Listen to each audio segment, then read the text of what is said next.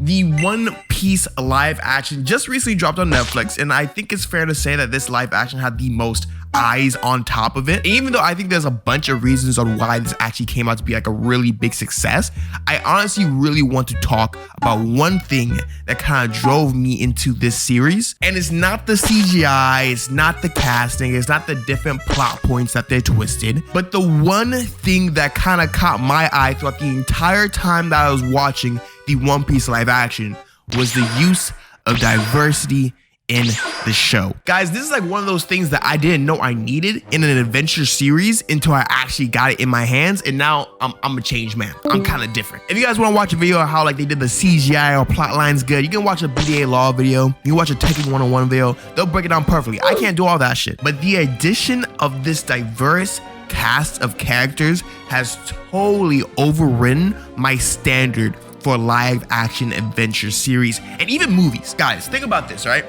You are literally being placed in a world where people are like sailing across the seas. Different islands are literally everywhere with their own different cultures, geography, different ways of life. Does it make any sense to make all of these characters the same?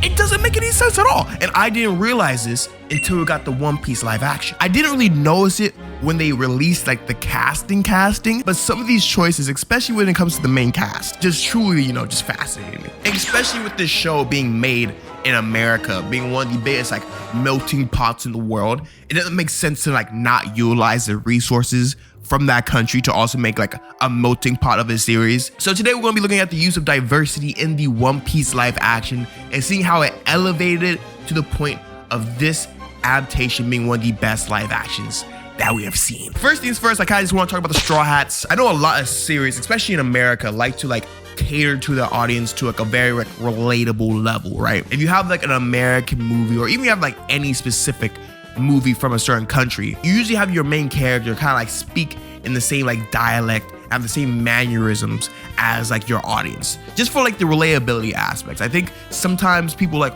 watch movies or watch shows and get thrown off because like, oh, he doesn't speak like I do, or oh, like he doesn't like move around like I do, like it's just kind of a weird cultural reaction some people have. But the One Piece live action said, fuck this shit. We are not doing that because it doesn't make fucking sense. And even though the entirety of the first 5 Straw Hat Pirates are from the East Blue, they all have like different ways that they show representation, which is something that they didn't have to do. Again, they could have been like East Blue, they're all gonna be this, blah, blah, blah. But they kind of put their dick on the table and they did what they had to do. There was an SVS that Oda dropped a while ago stating the nationalities of every single Straw Hat Pirate up to that point. And here's the breakdown. Luffy would be from Brazil.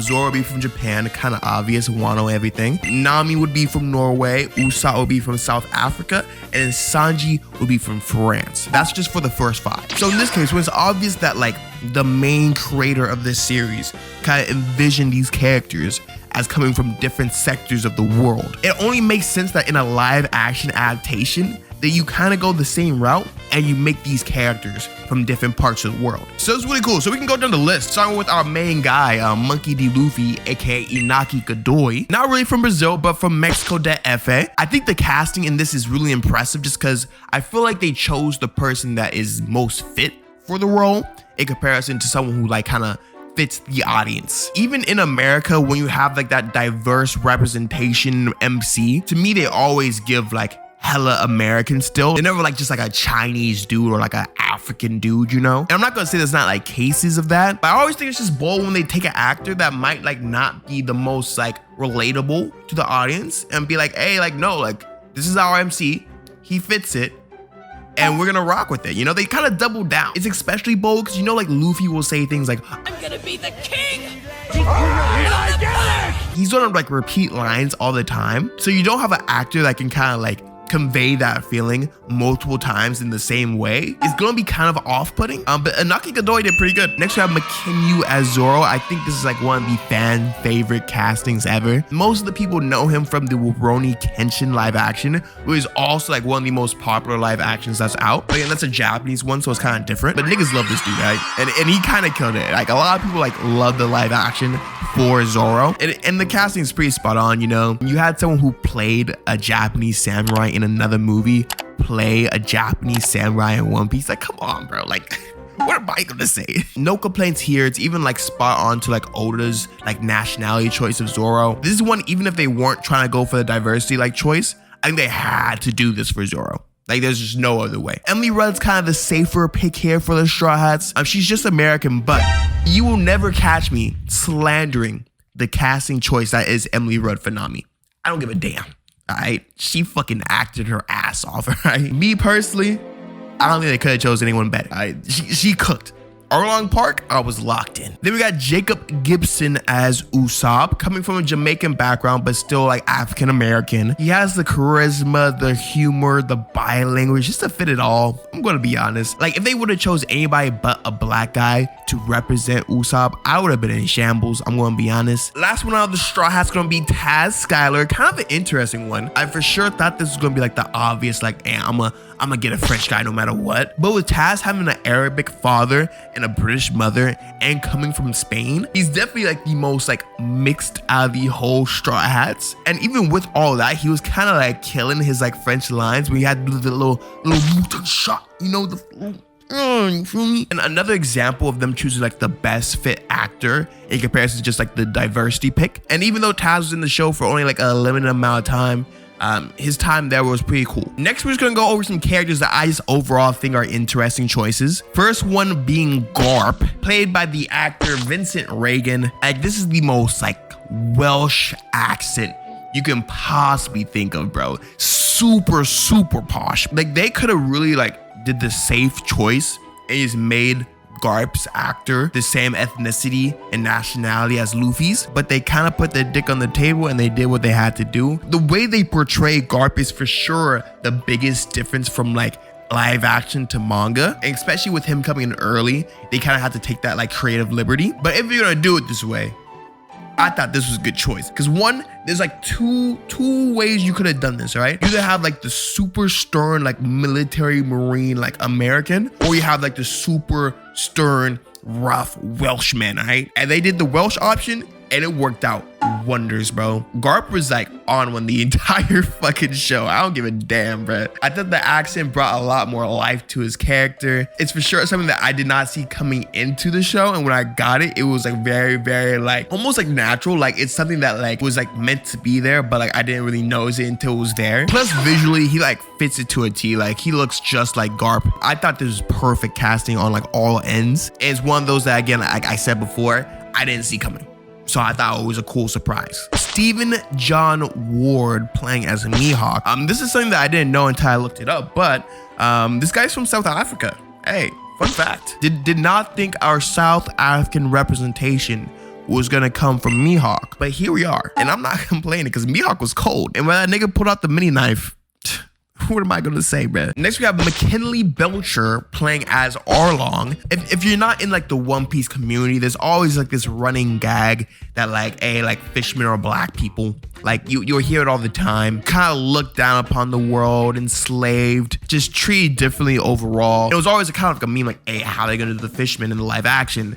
And look at fucking Arlong, blackest dude I ever seen in my life. Look at this dude. And McKinley kind of stuck to the plate and, you know, kind of did his thing. And honestly, I don't know about y'all, but me personally, I think this is one of the best castings in the live action. I put this casting on the same level as Buggy. And Buggy's casting, I thought was sensational. Like, Buggy's like top 3, top 4 castings in the show. And I put Arlong just with it. Arlong was like a threat in the live action. I think he was a great choice for our final villain. McKinley just was like so badass about like how he's like representing Arlong. I felt the hatred when he was acting, bro. Like, that shit was vivid. Last one was gonna be Chioma playing Nojiko. Hey, this is one that I honestly didn't see coming either, because I wasn't really looking at the whole casting list before this came out. Nojiko is one of the most like badass, strong-willed person in the first parts of the series, and making her a black woman, I'm gonna take that any day of the week. This is breakfast, lunch, and dinner. I'll eat that shit up. I do not care about how anybody else feels about this casting.